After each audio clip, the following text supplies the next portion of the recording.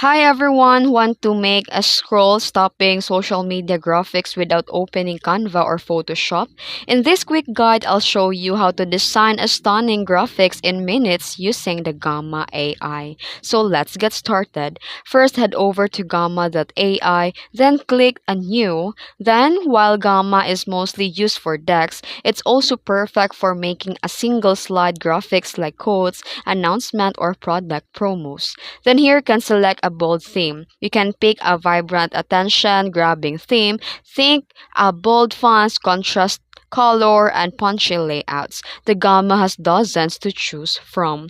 Then here, click Generate with AI and type a prompt like create a motivational quote slide for Instagram about productivity. And then Gamma will instantly generate a ready-to-use design.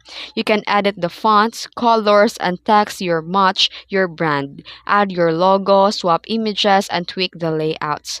And then you can click Export to PNG and choose the perfect resolution for Instagram, Facebook, or Stories, and you're ready to post it.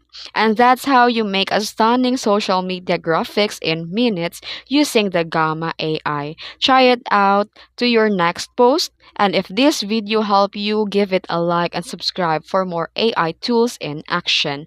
Thanks for watching.